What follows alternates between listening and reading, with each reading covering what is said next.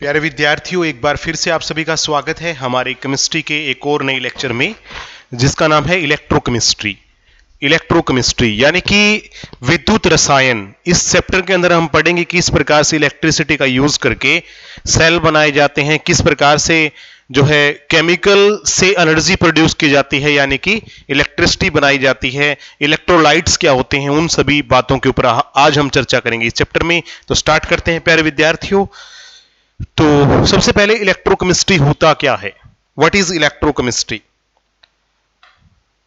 तो प्यारे विद्यार्थियों, साइंस की वो ब्रांच जो हमें ये बताती है कि किस प्रकार से इलेक्ट्रिक रिएक्शंस होते हैं, रासायनिक अभिक्रियाएं होती हैं। ठीक है, the branch of science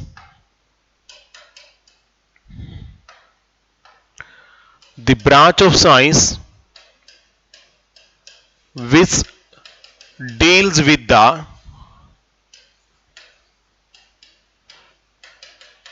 chemical reactions occurs by passing electric current.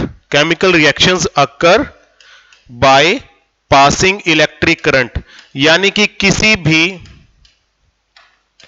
Substance में से, थ्रो एनी सब्सटेंस, किसी भी पदार्थ में से विद्युत धारा गुजारने पर उसमें किस प्रकार की रासायनिक अभिक्रिया होती है। तो साइंस की ये ब्रांच जो हमें इस बारे में बताती है उसे हम बोलते हैं इलेक्ट्रोकेमिस्ट्री। काफी इंटरेस्टिंग रहने वाला है, तो ध्यान से सुनिएगा। तो प्यारे विद्यार्थियों, क्या है विज्ञान की वह शाखा जो हमें यह बतलाती है, विज्ञान की वह शाखा जो हमें यह बतलाती है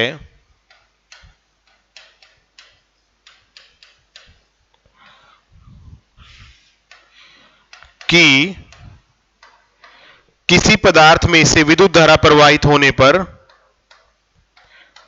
किसी पदार्थ में से विद्युत धारा प्रवाहित होने पर, विद्युत धारा प्रवाहित होने पर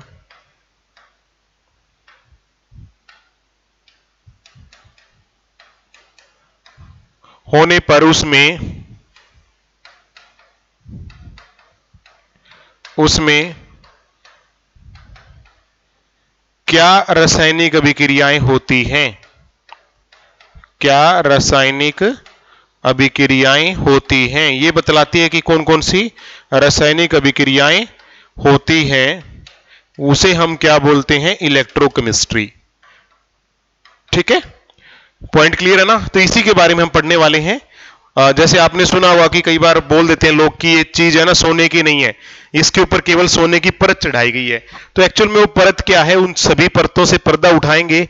तो प्यारे विद्यार्थियों जुड़े रहिए। विद्युत अपघटे और वैद्युत अपघटे, इलेक्ट्रोलाइट्स और नॉन इलेक्ट्रोलाइट्स, अपघटे और विद्युत अन अपघटे। इलेक्ट्रोलाइट्स क्या होते हैं प्यारे विद्यार्थियों,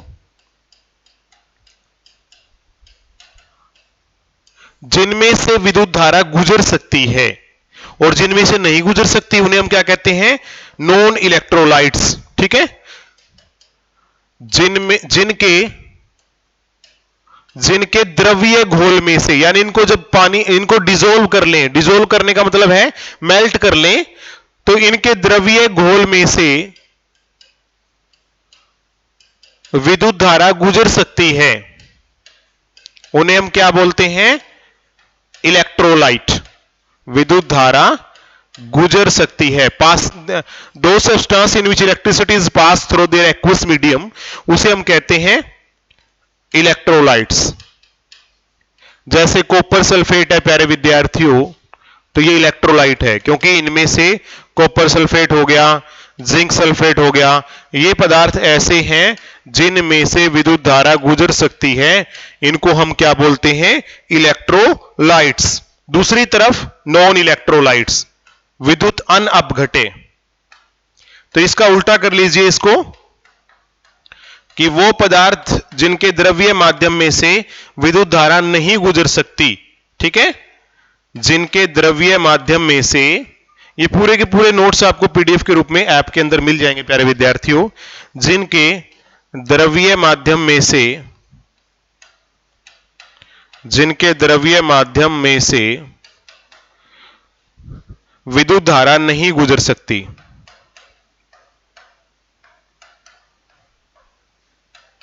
विद्युत धारा नहीं गुजर सकती, उन्हें हम क्या बोलते हैं? Non electrolyte. जैसे चीनी है, यूरिया है, तो ये पदार्थ ऐसे हैं जिनमें से विद्युत धारा नहीं गुजर सकती, उन्हें हम क्या बोलते हैं? Non electrolytes. उसके बाद है विद्युत अपघटनी सेल, इलेक्ट्रोलिटिक सेल। इलेक्ट्रो मतलब इलेक्ट्रिसिटी, लिटिक मतलब टूट जाना, यानी कि वो पदार्थ जिनमें से विद्युत धारा गुजारने पर वो टूट जाए, यानी कि उनका विघटन हो जाए, केमिकल रिएक्शन हो जाए, तो उसे हम बोलते हैं इलेक्ट्रोलिटिक सेल। ठीक है। दो substance which convert electric energy into chemical energy, दो substance which convert electric energy into chemical energy, उसे हम क्या कहते हैं? Electrolytic cell. कि वे सेल जो विद्युत ऊर्जा को रासायनिक ऊर्जा में बदल देते हैं, वे सेल जो विद्युत ऊर्जा को किस में बदल देते हैं? रासायनिक ऊर्जा में। कैसे? मैं अभी आपको दिखाऊंगा। विद्युत ऊर्जा को रासायनिक ऊर्जा में बदल देते हैं, रासायनिक ऊर्जा में बदल देते हैं, उन्हें हम क्या बोलते हैं? विद्युत अपघटनी सेल या इलेक्ट्रोलिटिक सेल।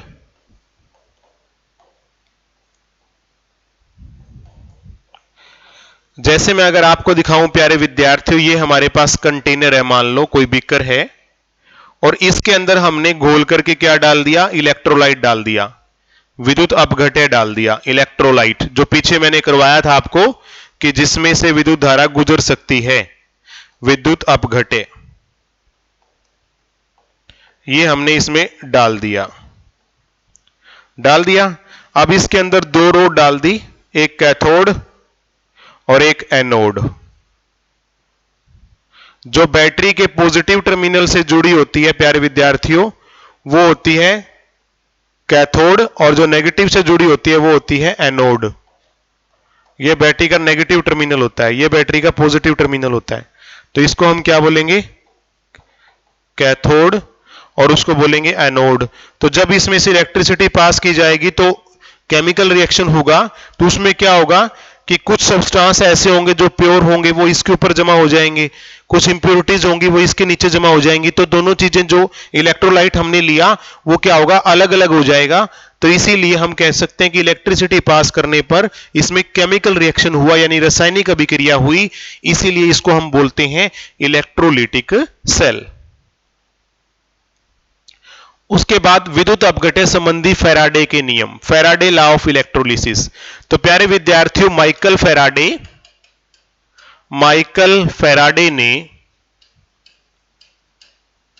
1832 ईस्वी में इलेक्ट्रोलिसिस के सिद्धांत प्रस्तुत किए। इलेक्ट्रोलिसिस के कितने सिद्धांत दिए इसने? 2 सिद्धांत प्रस्तुत किए कि जब भी हम विद्युत धारा गुजारेंगे तो होगा क्या, प्रस्तुत किए। वो कौन कौन से सिद्धांत थे प्यारे विद्यार्थियों? ठीक है, वो कौन कौन से सिद्धांत थे, और इसके बाद में ये भी बताऊंगा आपको कि एक नंबर है जो फैराडे ने अपने नाम पे रखा हुआ है, जिसका नाम फैराडे नंबर। भी किसी सब्सटेंस में से जो इलेक्ट्रिसिटी पास होती है तो कितना जो कांस्टेंट वैल्यू है फैराडे की, उससे मल्टीप्लाई करने पर हम उसका वैल्यू निकाल सकते हैं, उसका इलेक्ट्रोड पोटेंशियल निकाल सकते हैं। तो वो वैल्यू भी फैराडे ने प्रस्तुत की है, उसके बारे में हम आपके सामने जिक्र करेंगे। तो पहले तो फर्स्ट लॉ ऑफ फैराडे कर लेते हैं। हिंदी में लिखा हुआ, इंग्लिश में मैं लिख दूंगा कि किसी भी विद्युत अपघटन में जब भी हम इलेक्ट्रिसिटी पास करेंगे किसी सॉल्यूशन में से, इलेक्ट्रोलाइट में से, तो प्रत्येक इलेक्ट्रोड पर मुक्त होने वाले पदार्थ की मात्रा कि कैथोड पर कितना सब्सटेंस जमा होगा, एनोड पर कितना जमा होगा, वो उसमें से गुजर रही विद्युत धारा के ऊपर निर्भर करेगा, यानी उसके समानुपाती होगा। अगर विद्युत धारा अधिक गुजारी गई, ज्यादा मतलब पास की गई इलेक्ट्रिसिटी हाई वैल्यू में, तो ज्यादा जमा होगा पदार्थ दोनों इलेक्ट्रोड पर, और अगर कम प्रवाहित की गई तो कम होगा। देखिए यहां पर मैं आपको पहले लिखवा देता हूं इंग्लिश में भी, जो बच्चे हमारे साथ जुड़े हुए हैं, कि when electric current is passes through an electrolyte, when electric current is passes through an electrolyte, through an electrolyte, ठीक है, जब भी कोई इलेक्ट्रिक करंट पास किया जाएगा किसी इलेक्ट्रोलाइट में से, इलेक्ट्रोलाइट मैंने आपको बताए थे ना कि जिसको हम कंटेनर के अंदर डाल लेते हैं लिक्विड फॉर्म में, तो इसने क्या कहा कि कैथोड के ऊपर कितनी चीज जमा होगी, एनोड के ऊपर कितनी जमा होगी, वो किसके ऊपर निर्भर करेगा, वो निर्भर करेगा कि आपने इसमें कितनी विद्युत धारा गुजारी, बैटरी की वैल्यू कितनी है उसके ऊपर डिपेंड करेगा। कैथोड पे कितनी जमा होगी और एनोड पे कितनी जमा होगी, वो डिपेंड करता है कि उसमें से इलेक्ट्रिक करंट कितना पास किया गया, कम किया गया तो कम जमा होगी और ज्यादा पास किया गया तो ज्यादा होगी। When electric current is passing through an electrolyte, the mass of substance deposit at any electrode, the mass of substance deposit at any electrode किसके ऊपर निर्भर करेगा, वो is directly proportional to, वो सीधे सीधे डायरेक्टली प्रोपोर्शनल होगा, समानुपाती होगा,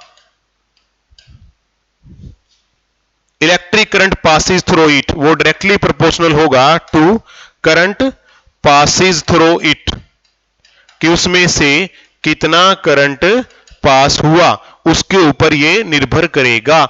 यह फैराडे का पहला नियम है। अब सेकंड लॉ ऑफ इलेक्ट्रोलिसिस, दूसरा नियम।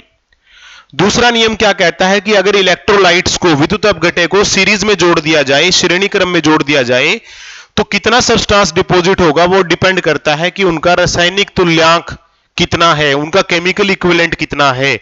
तो इसको इंग्लिश में अगर हम लिखेंगे तो सेकंड लॉ क्या कहता है, when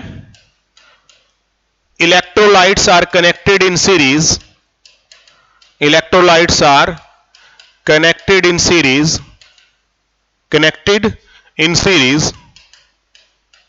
and electric current is passes through it, और उसमें से विद्युत धारा गुजारी जाए, electric current is passes through it, और उसमें से क्या गुजारी जाए, विद्युत धारा गुजारी जाए, then the amount of substance deposit at any electrode, दोनों इलेक्ट्रोड के ऊपर कितना पदार्थ जमा होगा, then the amount of substance deposit at any electrode, deposited कर देता हूं यहां पर, deposited at any electrode is directly proportional to their chemical equivalent. देखिए दोनों फैराडे नियम की अगर मैं बात करूं तो प्यारे विद्यार्थियों ये हमारे पेपर में आ चुके हैं, ठीक है, इज डायरेक्टली, और यही जो नंबर होते हैं जो आमतौर पर बेसिक साइंस में नहीं करवाए जाते क्योंकि थोड़ा एडवांस में आ जाते हैं, और यहीं पर बच्चे गच्चा खा जाते हैं, क्योंकि कुछ बच्चे जिन्होंने एडवांस पढ़ा होता है या साइंस बैकग्राउंड के होते हैं वो नंबर ले जाते हैं, लेकिन नॉन साइंस के नहीं ले पाते, तो उनको आज के बाद दिक्कत नहीं आनी चाहिए। At any electrode is directly proportional to their chemical equivalent, to their chemical equivalent, उनके केमिकल इक्विवेलेंट के डायरेक्टली प्रोपोर्शनल होंगे, ठीक है। तो ये सेकंड लॉ ऑफ फैराडे था। अब बात करते हैं कि एक फैराडे की वैल्यू कितनी होती है। एक फैराडे बराबर है, वैसे होता है 96494 कूलाम। कूलाम क्या है प्यारे विद्यार्थियों? आवेश की इकाई है। कोलम बोलते हैं इंग्लिश में और हिंदी में कूलाम बोलते हैं। तो लगभग कई बार पेपर में 96,500 दिया मिलेगा। एक ही बात है, क्योंकि ये लगभग 96,500 ही है, तो ज्यादातर में तो 96,500 ही दिया मिलेगा एक फैराडे की वैल्यू।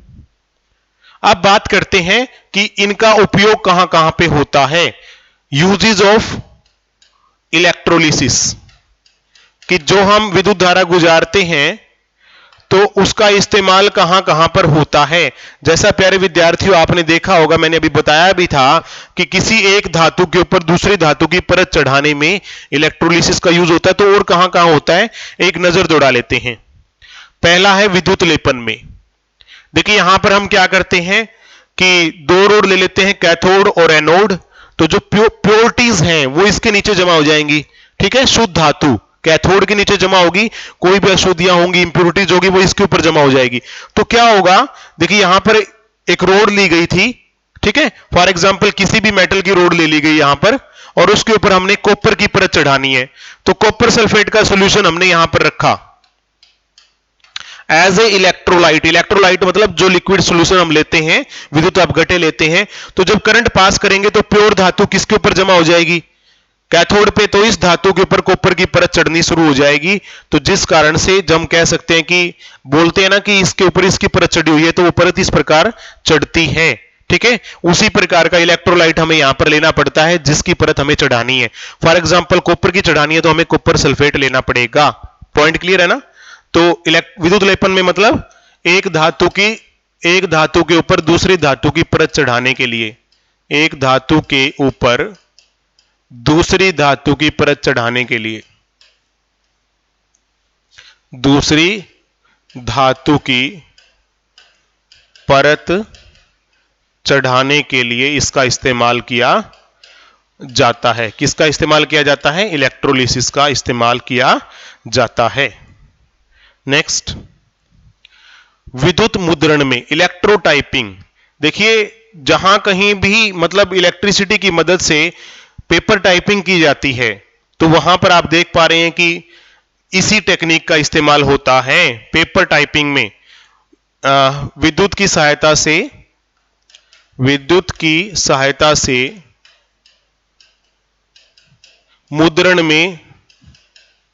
मुद्रण में इलेक्ट्रोलिसिस तकनीक का ही इस्तेमाल किया जाता है। इलेक्ट्रोलिसिस तकनीक का ही इस्तेमाल किया जाता है।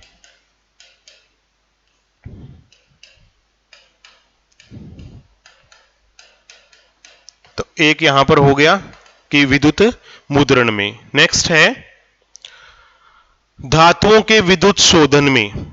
देखिए नीचे से हम जो भी धातु निकालते हैं वो किस रूप में निकालते हैं? अयस्क के रूप में निकालते हैं। तो अयस्क से हमें क्या प्राप्त करना होता है? शुद्ध धातु। अयस्क क्या होता है प्यारे विद्यार्थियों? ओर बोलते हैं। तो अलग अलग टेक्निक है प्राप्त करने की, वो धातु और अधातु वाले चैप्टर में हम आपको पढ़ा चुके हैं।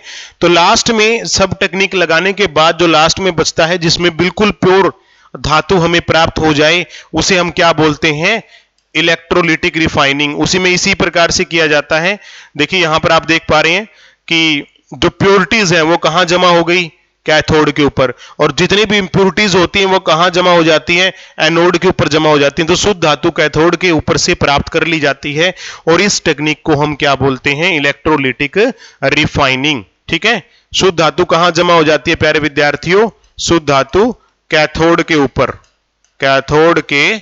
ऊपर जमा हो जाती है, और इस टेक्निक को हम क्या बोलते हैं? Electrolytic refining. नेक्स्ट है विद्युत धातु क्रम विज्ञान में इलेक्ट्रोमेटलर्जी।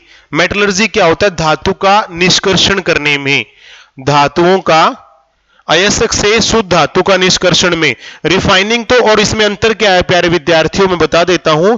रिफाइनिंग में क्या होता है? लास्ट के अंदर हमने धातु को प्राप्त कर लिया है, लेकिन लास्ट में बिल्कुल 100% प्योरिटी ऑब्टेन करने के लिए हम इलेक्ट्रोलिटिक रिफाइनिंग करते हैं। लेकिन कुछ धातुएं ऐसी हैं जिनको प्यारे विद्यार्थियों स्टार्टिंग में ही इलेक्ट्रोलिसिस करवा के उनको शुद्ध रूप में प्राप्त किया जाता है, उसे हम बोलते हैं इलेक्ट्रोमेटलर्जी। धातुओं के निष्कर्षण में लिख सकते हो आप, धातुओं के निष्कर्षण। निष्कर्षण होता है कि स्टार्टिंग में आप किस प्रकार से अयस्क से धातुओं को प्राप्त कर सकते हैं, उसे हम बोलते हैं धातु निष्कर्षण, शुद्ध धातु प्राप्त करने में। और रिफाइनिंग होता है कि लास्ट के अंदर हम बिल्कुल प्योरिटी का जो परसेंटेज है वो बढ़ाने के लिए हम इलेक्ट्रोलिसिस करते हैं, उसे बोलते हैं इलेक्ट्रोलिटिक रिफाइनिंग। और अगर धातु को प्राप्त किया जाए स्टार्टिंग में, ठीक है, तो उसे हम क्या बोलेंगे, इलेक्ट्रोमेटलर्जी। नेक्स्ट है गैल्वेनिक सेल। गैल्वेनिक सेल, इसी को प्यारे विद्यार्थियों हम इलेक्ट्रोकेमिकल सेल भी बोलते हैं, इलेक्ट्रोकेमिकल सेल। ये गैल्वेनिक नामक साइंटिस्ट ने दिया था, इसीलिए इसका नाम गैल्वेनिक सेल भी बोला जाता है। इसमें दो अलग अलग कंटेनर होते हैं, तो एक कंटेनर के अंदर प्यारे विद्यार्थियों एनोड रखी जाती है और एक कंटेनर में क्या रखी जाती है, कैथोड रखी जाती है। अब चूंकि इनका दोनों का कंसंट्रेशन अलग अलग होता है, इसी कारण से इलेक्ट्रिसिटी इस सेल के द्वारा बनाई जाती है, यानी विद्युत धारा को बनाने वाला सेल है जो केमिकल रिएक्शन से इलेक्ट्रिसिटी प्रोड्यूस करे, ऐसे सेल को हम इलेक्ट्रोकेमिकल सेल बोलते हैं। तो क्या चीज है ये, the cell which convert chemical energy into electric energy, यानी रासायनिक ऊर्जा की सहायता से विद्युत ऊर्जा बनाना, उसे हम क्या बोलते हैं, इलेक्ट्रोकेमिकल सेल बोलते हैं। इसके अंदर यहां पर एक ब्रिज लगाया हुआ है, साल्ट ब्रिज। ये क्या करता है, दोनों सॉल्यूशन को मिक्स किए बगैर आयंस का फ्लो आसानी से हो जाए, ठीक है, उस चीज को बनाए रखने की जो पूरी की पूरी कोशिश है वो साल्ट ब्रिज के द्वारा ही की जाती है। इसी कारण से इलेक्ट्रिक करंट फ्लो करता है प्यारे विद्यार्थियों। तो इस सेल को हम क्या बोलते हैं, इलेक्ट्रोकेमिकल सेल। वह सेल जो विद्युत ऊर्जा को रासायनिक ऊर्जा को विद्युत ऊर्जा में बदलता है, जो रासायनिक ऊर्जा को विद्युत ऊर्जा में बदलता है, विद्युत ऊर्जा में बदलता है। कई बार यह भी पूछ लिया जाता है कि जो एनोड है, एनोड पे क्या होता है, तो प्यारे विद्यार्थियों एनोड पे ऑक्सीडेशन होता है, यानी उपचयन होता है, ठीक है। उपचयन मतलब ये इलेक्ट्रॉन को छोड़ेगी, ये क्या करेगी, इलेक्ट्रॉन को छोड़ेगी, उपचयन होता है। और यह पूछ लिया जाता है कि कैथोड पर क्या होता है, तो प्यारे विद्यार्थियों कैथोड पर रिडक्शन होता है, रिडक्शन यानी अपचयन। तो यह चीज आपने ध्यान रखनी है। आज के लेक्चर में इतना ही, कल फिर मुलाकात होगी, तब तक के लिए थैंक यू वेरी मच, जय हिंद।